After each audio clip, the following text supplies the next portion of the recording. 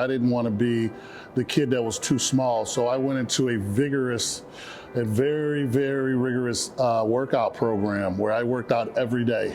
I woke up, it was football, went to school, as soon as school was over, it was football again because I wanted to make sure that the next season when we came back out, I was big enough to play.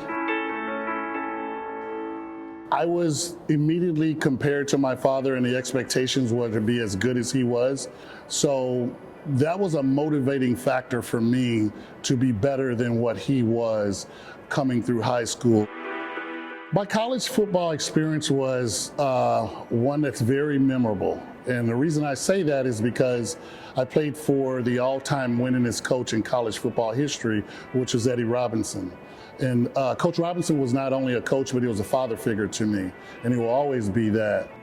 I want the guys who play for us to play in the NFL. Early on in college, I was challenged because I had a compound fracture in my leg. I broke my leg and the bone came out and all of those types of things. And the doctor told me that I wouldn't play again. And it was at that moment I said, I have control of my career. And once again, I went back to working to get back on the football field.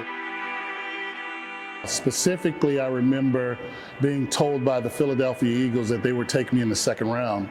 And so we had a big party going on, and family was really happy. And the second round came and went, and I wasn't picked. And the third round came and went, and the fourth round came and went, and I was ultimately picked in the fifth round. And that was a motivating factor for me as well. You know, I went to the Giants. I was over in New York for half the season. And then Ron Wolf, who's a Hall of Fame general manager from the Green Bay Packers, called, and they acquired me mid-season to come to Green Bay. And probably one of the, well, I wouldn't say probably, it was one of the greatest blessings that could have ever happened to me at that moment, because the next 4 years in Green Bay was ultimately one of the best 4 years of my life.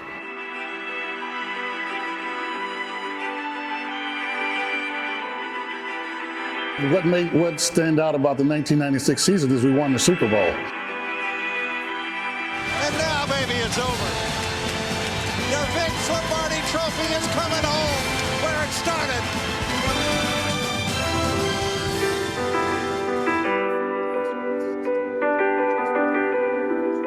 To walk out of the Super Bowl as a champion is probably a feeling that's hard to describe, because you're so happy that all of the work that you've put into the off-season training camp, throughout the season, the bumps and the bruises that happen throughout the season, and to see it all culminate and come together to win the championship and to win it all, ultimately is your dream. I mean, as a child, I always played in the backyard, and I imagine this was the Super Bowl and I was catching the winning catch or the winning interception. So to be able to see that come to fruition and know that you're a world champion is almost a feeling that's indescribable. And this is what it's all about. Winning a championship.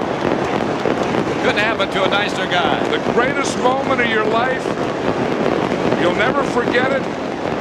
They could never take it away.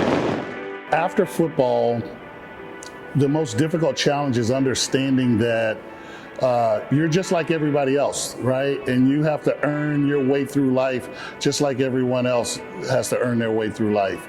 And it's really difficult for some players when the game is over, because they have been used to being catered to, per se.